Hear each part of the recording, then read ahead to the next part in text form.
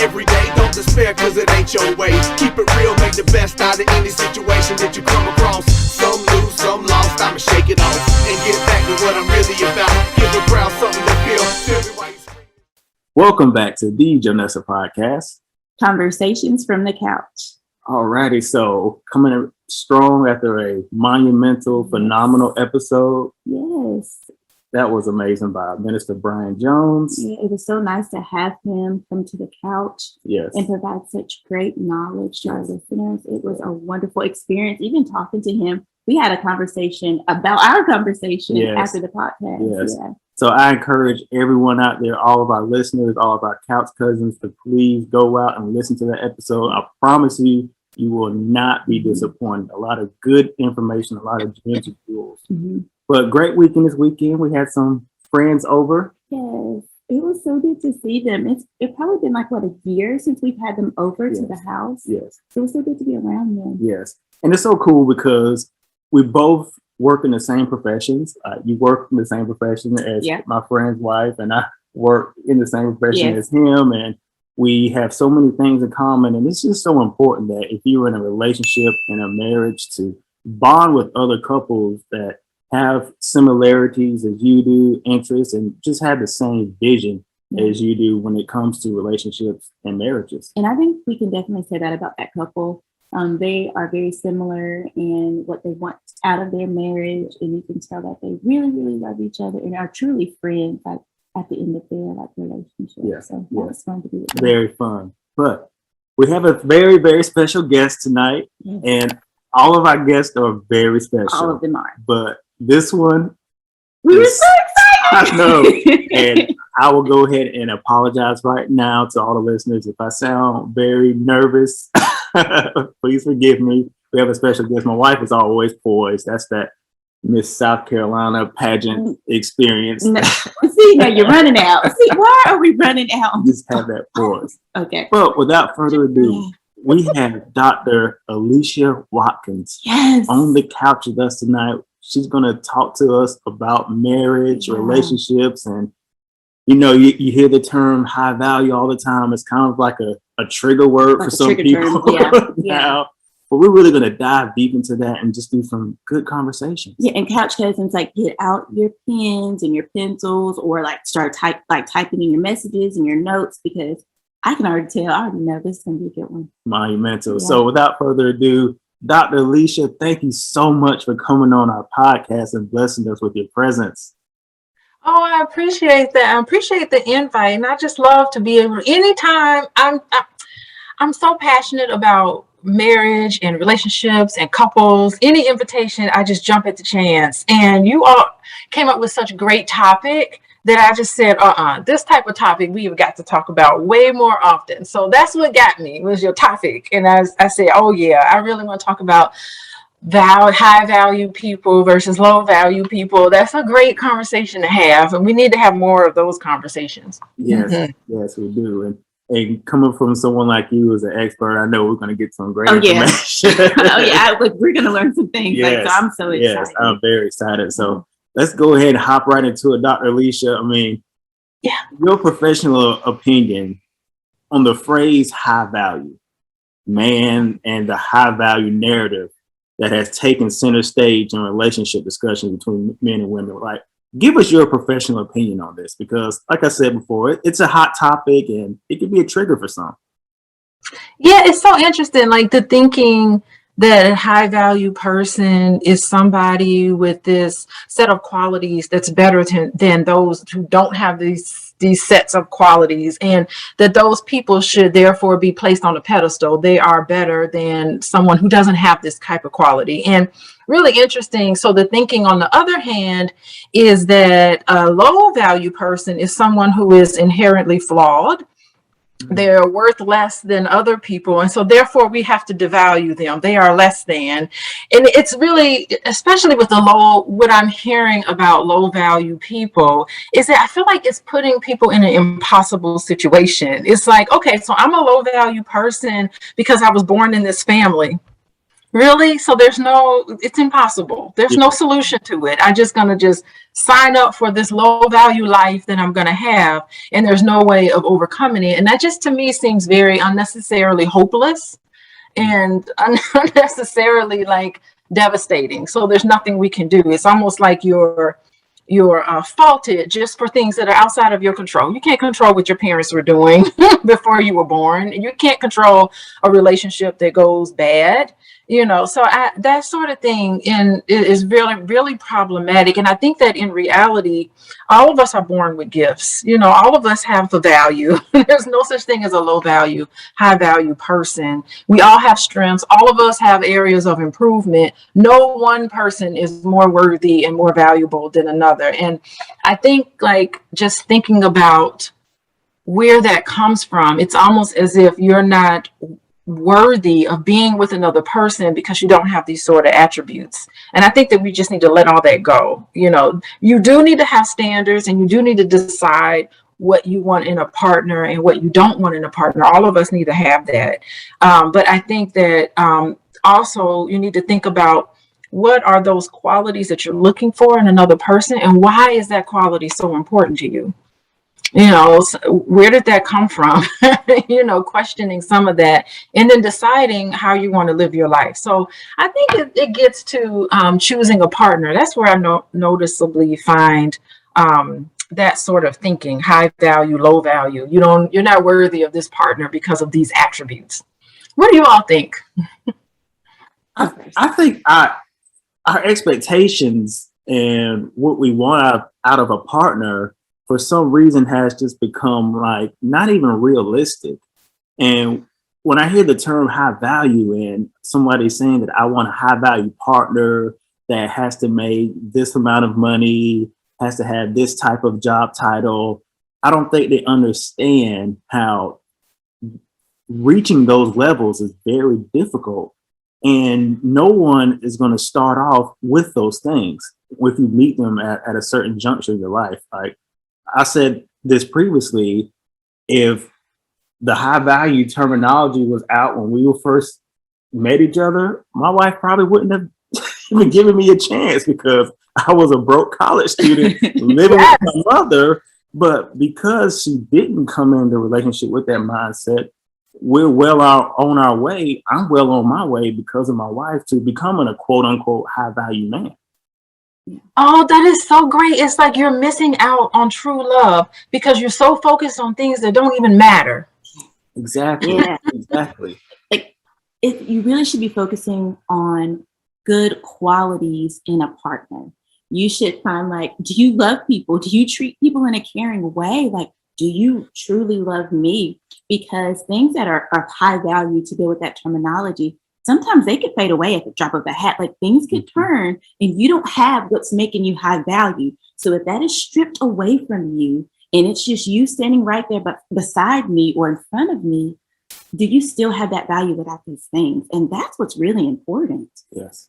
Oh, that's so great. So if you base a relationship on how much money you make, and that's what you're basing the relationship on, there's no relationship when the money ebbs and flows like it always does. What comes up is always going to come down. So what are you going to do when there's hard times? It means you're going to flee the relationship. It's no longer valuable anymore because you're resting the future of this relationship on something like money that means absolutely nothing. Or if it's the way that somebody looks.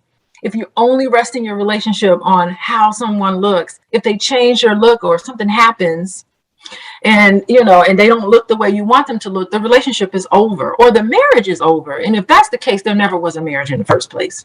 Exactly. Right. Exactly. No foundation is not built on anything that's solid or worthwhile. And what's wrong with building towards something collectively? Like I said before, like my wife and I, we started off like we were very low value. Together. It was a collective effort. I was more low value, but she elevated me, made me better.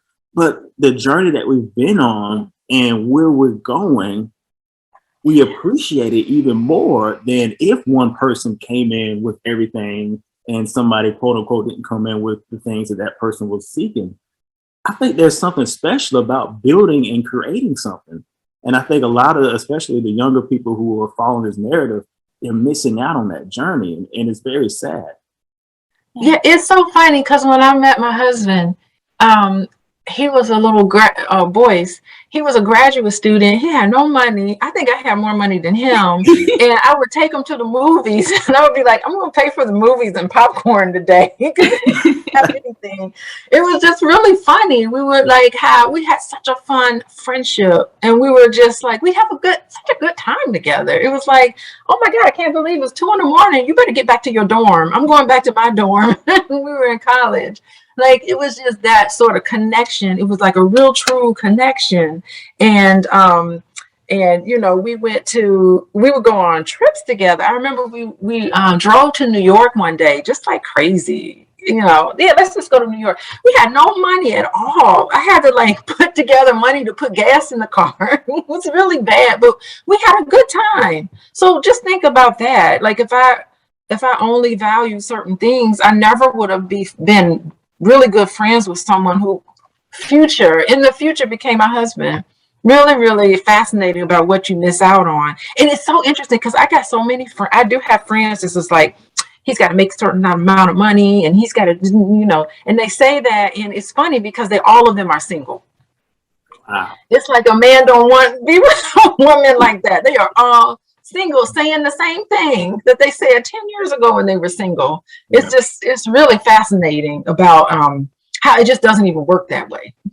Exactly. And like you said, what they could be missing out on, because like my potential, I mean, I haven't reached my potential yet, but I'm only elevating, and you could be potentially missing out on someone who, it may not be doing well now, but in the future, with your support and you standing right beside them, they can eventually get to that level that you want them to. I mean, I know Dr. Boyce got to that level. Yeah. And there's still more for him to go. I mean, he still has a lot of things going on that are very exciting and very expansive, very, very interesting things going on. So he hasn't gotten to where he's going to be. He's going to be 10 times more than where he is right now. And so it's kind of cool to be on that journey with him. Yes. Mm-hmm.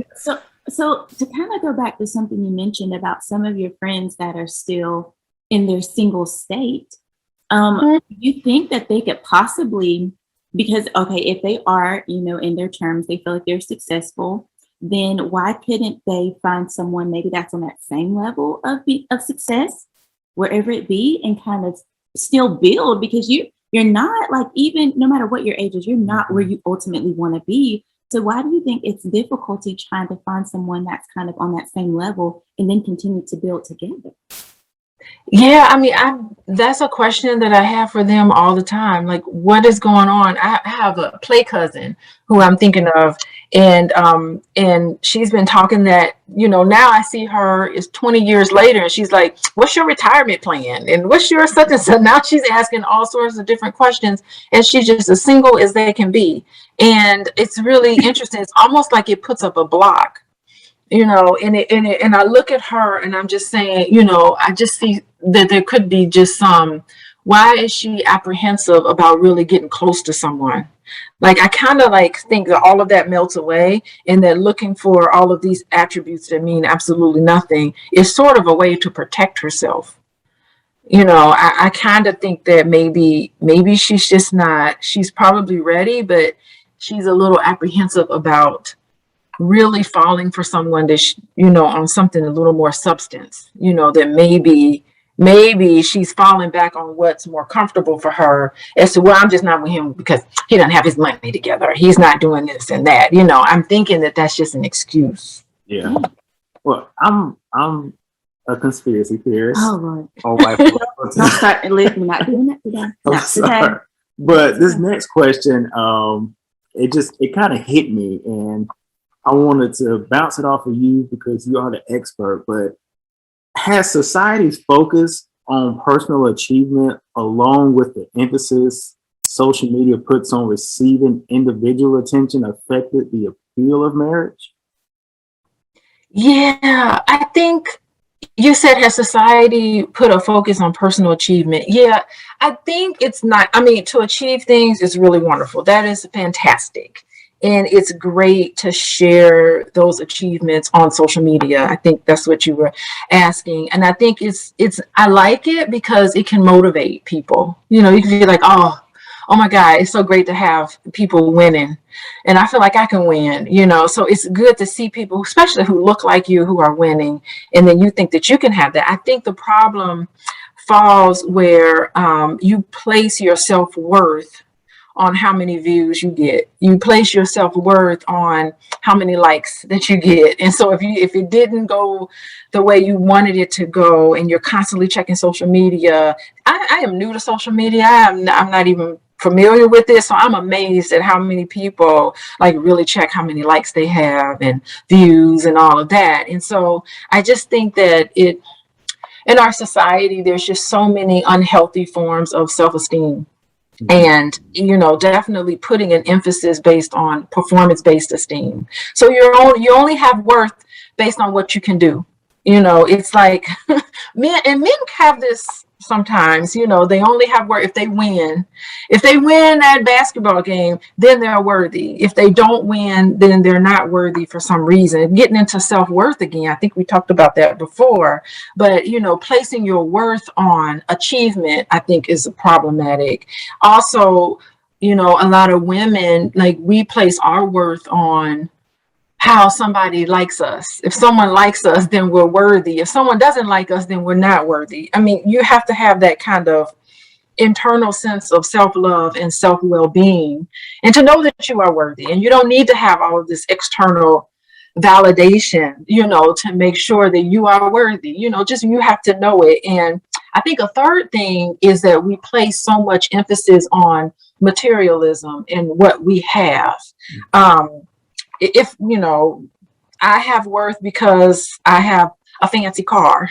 I have worth because I'm going on this elaborate vacation. I'm gonna let everybody see this, you know, or I have worth because my body is shaped in a certain way, and I have big muscles or something. And so it is interesting. Our culture runs on this sort of self-esteem. You know, buy this product and you will be a person of distinction. You will be a person of worth because you bought this product. Our whole economy is based. Listen, if we all as a society decided that we were going to have really good, healthy self-esteem, our economy would just fall. Like, no one would buy anything because you are enough. You don't have to have these things to be enough. Exactly. Exactly. Yeah. And that's why I feel like the whole high value thing plays on that, because I feel like a lot of people put emphasis on the high value thing because it makes them look better to other people. That's why if you are a person who says that I can only be with a person that is worth 6 figures, you're saying that because you're only thinking about the material possessions that person can bring to you. And so you can flaunt those material possessions on social media. I think if it weren't for social media, we probably wouldn't even be hearing the high value narrative as much as we do today. And I think on the flip side of that, with the men who say that I want a high value woman that looks like this and dresses this way, once again, that's completely predicated on the attention that you're going to get from having this quote unquote beautiful woman on your side. So I think that's like how social media has really elevated this narrative. Yeah, because you're going to get a lot of likes if you go on a lavish vacation and you post all of your pictures. Oh, people are going to like that up. You're going to, oh, that's going to like whatever, like make your self-esteem a little bit higher. Then if you have a beautiful woman by your side and her body is, you know, banging in all the right places, all your friends are, oh man, you got you a bad one. Like, so it's going to bring up your value is going to go higher. What you think, what people think about you. And that is a dangerous place to be in. And sometimes you can try to falsify your marriage. Like, you know, some people will get on social media and be like, oh, the love of my life that I cherish until the ends of the earth. But you really know, you talk about him like a dog and treat him real bad. So like, we try to make as if what's on social media is real life, but even that, it's not real life. And so you're getting all of these likes, but you know deep down inside, but that's not even real. That's not even your life that you're putting out there on Instagram. Not at all. Not at all. Oh, that is so fun. Yeah, I think about like I didn't realize that you could put filters on things that can make you look way better. Half of the stuff, those people don't even look like that. They're even real anyway. Not at all. It's so funny. Yeah, and like we don't know you post a picture, but we don't know what's going on. Yeah, you can say you love somebody on social media, but that doesn't make you love somebody. Love is an action. It's what you do. It's not just a feeling that you have inside. I mean, that's a cliche, but it's so true. Love is what you do. Social media has made us feel like if we don't show our love on Instagram or on Facebook, we don't post it. If we don't post it, then it's not real and it's not authentic. And people like often wonder what's going on with so-and-so because I haven't seen. Posted in a while. What's going on? You ain't posted in a while. Something going on. Paradise. So it's crazy, Dr. Alicia. I shared this on a previous episode with my wife and I. We just celebrated our 9th anniversary last month, and I didn't do this big. He didn't post me, Dr. Alicia. I didn't do this big grandiose picture collage with this long message saying how much I love my wife because I'm like, she knows I love her. The only reason I would be doing this is because of the validation from my peers. Yeah. And we were off social media for a long period of time. Right after we got married, we just decided to get off of Facebook, and I didn't join Instagram until we started this platform. Yeah. And she never felt like she was missing out on anniversaries. Yeah, interesting. Yeah, so I always find that very fascinating how social media can pretty much dictate how people feel about themselves. But I mean, they put a study out, and the Facebook whistleblower kind of blew up the spot on that. So just be careful. Yeah, and it's so interesting. I have I'm a college professor too, so I have students who do research, and it's every year is always a student that wants to do research on social media and mental health. They just, I don't know why, it's just so and every year it comes up as related. They are related to each other. High uses of social media is negatively related to happiness. So your happiness goes down the more you're on social media, and is consistent across all populations. And so it just makes you wonder, like, what's going on with people that have to be on social media all the time? I just can't believe there are people who just live on social media, and there's so much that I do this outside of social media. No one will ever know. I don't even think people would even care. Why would anyone care? It amazes me that people care so much. Yeah, it really does. Yeah. Dr. Alicia, it's funny that you say that because I have taken like a social media hiatus. Like, I'm just like, you know what? Like, we went on like a fast in our life, and then I was like, I'm going to also fast from social media. And so I've been off for I went off for a week, and I've been off for up to a month now. And I'm just like, I don't know when I'm getting back on. And the thing is, I really do feel happier. Like, I do. Like, I feel happier now that I'm not on there. Like, yeah, it's like a weight sometimes that you can kind of carry all of those things on you. So, but people, I will come back, but just not right now. Yeah, I mean, and that's just so hard when you're because it's a necessary thing. It's like, I mean, what the two of you are doing is so important because we need this message out there. Like the things that you're about, I did a whole lot of, I looked you all up and I loved your topics. I like your energy and all of that. You're such a fun. We need more of you all on social media because there's a lot of toxic stuff that I see all the time, and you are not that at all. But at the same time, it's just like you have to know how to win and how to put it all down. And I try to go on a detox minimum twice a year at the end of my semester. So May and December, I go on a detox. And I actually go on my spiritual retreats, which are fun. Maybe I'll talk about that one day. But I like doing that. And I just do it. And it varies however it gets done. But I mean, that sort of thing is just important to incorporate into a fast. You need to fast from everything. Yeah. Mm-hmm. Very true. But Dr. Alicia, this next question, I will say, it's kind of selfish for us because you're an expert. So I want to sneak this one in, but in marriage, we are told that two now become one. However, should boundaries be placed on the pursuit of achieving personal goals that were set prior to the now established union? Yeah. So I think boundaries. Yeah, it's a negotiated thing, the boundaries. But in terms of like fulfilling your personal goals, I think that marriage should be something expansive and not something restrictive. It really should be something liberating and not limiting in any way. So becoming one means you see the other person as they really are, and you accept their aspirations and their dreams, and because you understand them and you understand that they need to pursue this. So in that love, when we talked about love, part of loving your spouse is providing support for the things that they're passionate about. So, you know, marriage should be freedom, believe it or not. Like, it's, if you think about it, that's what real love is, because love, it should be freedom, and it should be peaceful, and it should be respectful. I mean, and if, you know, freedom, peace, respect, I think, and love, I think those four kind of all go together. They're simultaneous. If one is missing, then all of it falls apart. It's like all of those need to be present. And, you know, where it becomes restrictive and limiting, I start to wonder about, is there a certain level of fear coming up? Because fear is a lack of faith. I mean, you get married, you know, it's a game of chance. You know, not knowing that you're really attracting to yourself a spouse based on your own inner conviction, you know, so you marry that person because they're going to teach you a lesson no matter what, you know, or you wouldn't have been married to that person, you know, so there are no accidents, good or bad luck, you know, all of it is just love. And I think that's something that we need to keep in mind. Wow. Yeah.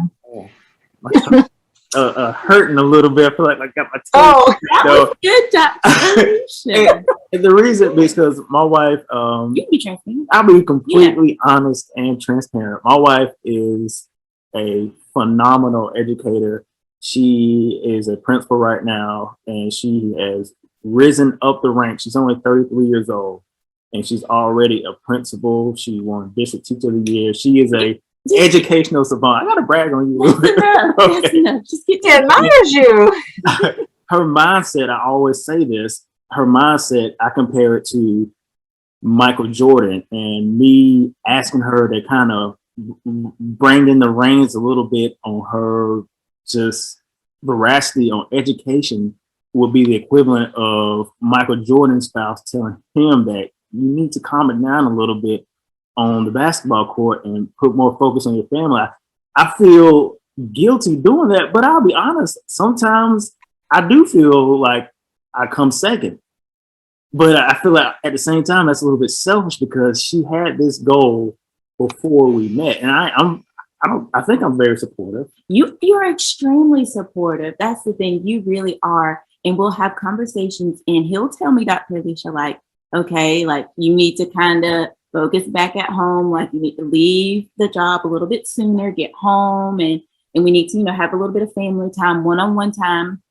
And sometimes like I'll be good at it for like a week, Dr. Alicia, and then I'm just going to be honest, and then I'll fall back into like, I got to do this for work. Like, so I will say it in some cases is not fair to him because I tell him that, okay, yes, I'm going to do better, but then I just fall back into my old habits, just, you know, and that's not fair to you. But I feel selfish because that was her goal before. So it's weird. The dynamic of it is very difficult. I won't say weird. Difficult is a better word. Yeah, I mean, I'm with you, girl. It's like it's a certain type of person to be a principal. I worked in schools, and all principals are very interesting people. Really fascinating. They're unique. School principals are just unique individuals. There's just something about it. They're born, not made necessarily. And I think it's like awesome, but it is something to be ambitious. I relate to you very much because I'm highly ambitious. You know, it takes So I try to, it's funny because I just walk around like I don't care, like have no care in the world. But really, when you're not seeing me, I'm working really hard. It's like, right. You know, it's hard. It is really, you know, I put my feet up and pretend like everything is okay, but I'm kind of like high strung too. So I relate to that.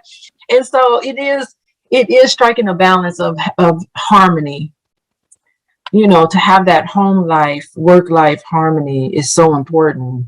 And, you know, believe it or not, if you do get promoted, maybe you'll be superintendent or assistant superintendent. Maybe something just like you'll reach those heights. Thank you. It's not like you can just say, okay, you got to be like, okay, I need to talk about this first over with my husband and make sure, you know, because it's going to require a lot more of you. And it's just, that's what marriage is about. There is no solution. A lot of problems, I see couples a lot, and half of the stuff they argue about, there is no solution to it. You just have to kind of get to know each other better and get into each other's world. It really is that understanding. Wow. I would agree with you 100%. I do. Yeah, I agree. Dr. Alicia. I agree. Because it's like we keep having the same conversation, and it's like you said, there's really no solution. We just, at the end of the day, those pillars that you brought up, I mean, and we're all in and invested in that. And if you don't have all four, then, and I feel like having those four are important. So we just got to keep trucking along. Yeah. Whew. This is a heck of a time to be a principal, though, in the middle of a pandemic. Just hats off to everybody that goes through. As a parent, it was really something with 3 children in school at the time. It was tough. Like the last month of school, I was kind of like, you either go or you don't go. I was like, I'm not trying to force them. I would get all these messages on the phone, like so-and-so's missing, and I would just like roll over and go back to sleep. I was just done with it. I was just tired. For real. And I'm one of the better parents. I would think I'm one of the better parents, but the school would call and say, where are they? I'm like, I don't know. You tell me where they are. You know, it was just, I just was tired. Yeah. Being a parent is hard. Yes. During all of this, it's very difficult because you want to make the right decision for your children, and sometimes you don't know what to do. And it's. Yeah, and I was fortunate because I worked from home all during the pandemic. So I was here with the children, teaching my classes and seeing clients here. And but I'm working during the day. I can't go up there and see what they're doing in the office, you know, and wake them up and poke them. Wake up, you know, turn your camera on. You know, it was really tough. I'll just say. When the fall came and I put them on that bus, I was kind of, I love them, of course, but I was kind of like, see y'all at 3 o'clock. Yes. Yeah. And that's fair. I have a mimosa. Cheers. You deserve it. Yes. Yes. Awesome. Also, that was a great, man. That was one of the best answers to one of my questions. I think you thought you were going to be right. So you deserve it. Man. So Dr. Alicia, you've been so great. So could we get one more question in for you, if you don't mind? Yeah. Awesome. So we always hear this when it comes to marriage, that we know in this country about the divorce rates, and now with the younger generations, they just seem like they don't even have any interest to even get married or be in a relationship. But in your professional opinion, when it comes to the lack of financial stability versus the lack of intimacy, which is more harmful in a marriage? I'd have to say, well, of course, I'm going to always say intimacy, I think, is a necessary ingredient. You know, where financial stability is nice to have in a marriage. But I know so many couples who get divorced and they have plenty of money. Wow. Between the two of them, and they didn't have the intimacy. Just wasn't there. So, you know, and I don't know a single couple who's ended their marriage solely due to finances. I mean, I think when the intimacy is strong, I've seen couples rally through difficult situations because they had to fall back on the fact that they loved each other and they were emotionally connected to each other and all of that. And that's what gets them through like this financial crutch. it's, you know, if they did not have that level of intimacy, the financial issues probably just would have been one of many things that set them over and probably would have ended the relationship. So I do think that that probably intimacy is just always critical and always necessary. Financial stability is nice to have, but you know, that's going to ebb and flow too. You know, sometimes things can get a little shaky. I mean, just think about people who, you know, your car breaks down and you got $2,000. That happened to me one time. My car broke down on the highway with my son, and I had to wait for someone to tow us. And I took it to the shop, and right there he was like, "It'll be $2,500 to fix this car." And I was just like, "I don't even think this car is worth it," you know. So, you know, that financial instability, it's just nice to have someone who's there for you and just to say, "I'm so sorry this happened to us. We got to try to rally together and fix it." So it's always nice to have a team player, somebody on your side, somebody with you during the struggles, so you're not alone. I think feeling alone is the worst.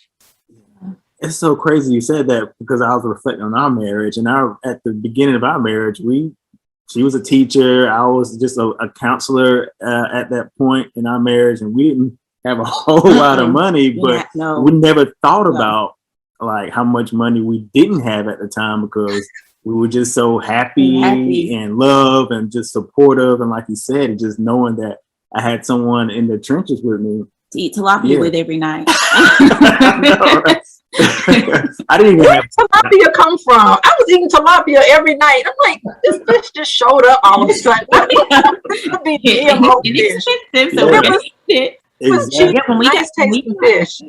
He didn't even his job had ended.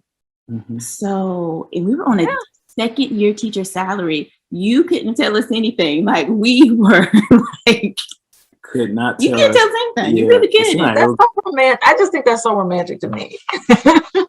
My job ended on November, goodness, September the 1st, and we got married on September the 15th.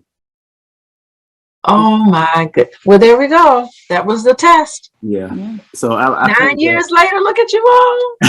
So I agree. Intimacy. I agree. Yeah. Intimacy is definitely. And I think those are things that really probably need to be discussed up front. Yeah, because people discuss financial goals. You often hear about that just in like on movies and things like that. You see on the movie the dad asks the daughter, "What does he do for a living?" And just like cliche things like that.